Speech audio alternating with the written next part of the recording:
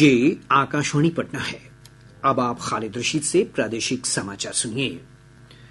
दिल्ली की राउज एवेन्यू अदालत ने रेलवे में जमीन के बदले नौकरी घोटाला मामले में पूर्व रेल मंत्री लालू प्रसाद, उनके दोनों बेटे तेजस्वी यादव और तेज प्रताप यादव तथा अन्य लोगों के खिलाफ सम्मन जारी किया है। सभी आरोपियों को 7 अक्टूबर तक अदालत में हाजिर होने के निर्देश दिए गए हैं। लालू प्रसाद के बड़े बेटे तेज प्रताप यादव को पहली बार इस मामले में सम्मन भेजा गया है। प्रवर्तन निदेशालय ने मामले में 6 अगस्त को अदालत में अंतिम रिपोर्ट दाखिल की थी, जिसमें कहा गया है कि लालू प्रसाद के रेल मंत्री रहते हुए रेलवे के पश्चिम मध्य मंडल में ग्रुप डी की कई भर्तियों में अनियमितता बरती गई। आरोप है कि लालू प्रसाद ने भर्ती हुए लोगों से अपने परिवार और साथियों के नाम पर जमीन हस्तांतरित करवाई थी। भारतीय न्याय संहिता के नए आपराधिक कानूनों के अंतर्गत 1 जुलाई से 3 सितंबर तक कुल 5,56,000 प्राथमिकी दर्ज की जा चुकी है। गृह मंत्रालय के एक वरिष्ठ अधिकारी ने यह जानकारी दी है।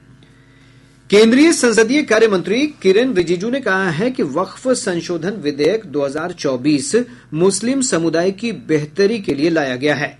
आकाशवाणी समाचार से बातचीत में श्री रिजिजू ने कहा कि इस विधेयक के जरिए सरकार वक्फ संपत्तियों के पारदर्शी और जिम्मेदारी पूर्ण प्रबंधन को सुनिश्चित करना चाहती है। उन्होंने कहा कि संशोधन के विभिन्न बिंदुओं पर विचार के लिए गठित संयुक्त संसदीय समिति जेपीसी अपनी रिपोर्ट इस वर्ष शीतकालीन सत्र के पहले सप्ताह में दे सकती है। प्रदेश के दक्षिण पश्चिम भागों में लगातार बारिश के साथ ही पड़ोसी राज्यों में भारी बारिश के कारण गंगा समेत विभिन्न नदियों का जलस्तर लगातार बढ़ रहा है। केंद्रीय जल आयोग से प्राप्त जानकारी के अनुसार गंगा नदी का जलस्तर पटना के दीघा घाट, गांधी घाट, हाथीदह में लगातार खतरे के निशान से ऊपर बना हुआ है। वहीं मुंगेर और भागलपुर में भी नदी का जलस्तर खतरे के निशान के अत्यंत करीब पहुंच गया है। सोन और पुनपुन नदी के जलस्तर में भी लगातार बढ़ोतरी हो रही है। इधर घाघरा नदी का जलस्तर सीवान के दरौली में लाल निशान से करीब आधा मीटर ऊपर दर्ज किया गया। राज्य के विभिन्न जिलों के निचले इलाकों में बाढ़ का पानी घुस जाने से जनजीवन प्रभावित हुआ है। पटना के जिलाधिकारी डॉक्टर चंद्रशेखर सिंह ने बाढ़ प्रभावित दियारा क्षेत्र में 17 पंचायतों के 76 विद्यालयों को तत्काल प्रभाव से बंद करने का आदेश दिया है। जिलाधिकारी ने सभी अंचलाधिकारियों और प्रखंड विकास पदाधिकारियों को स्थिति सामान्य होने तक बाढ़ प्रभावित क्षेत्रों का भ्रमण कर आवश्यक कार्रवाई के निर्देश दिए हैं।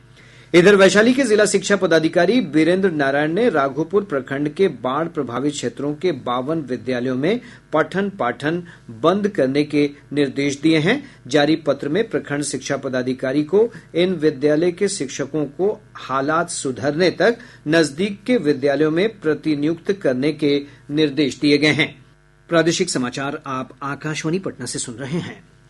मुख्यमंत्री नीतीश कुमार ने आज कैमूर स्थित मां मुंडेश्वरी वन्य प्राणी इको पार्क और तिल्हार कुंड जल प्रपात में पर्यटकीय सुविधाओं का लोकार्पण किया। मुख्यमंत्री ने तियरा पंप केनाल का हवाई अवलोकन भी किया।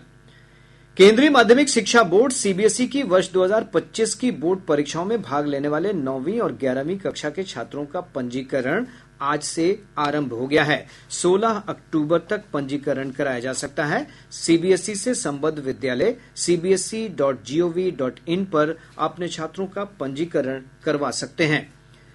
इसके साथ ही आकाशवाणी पटना से प्रसारित प्रादेशिक समाचार का ये अंक समाप्त हुआ।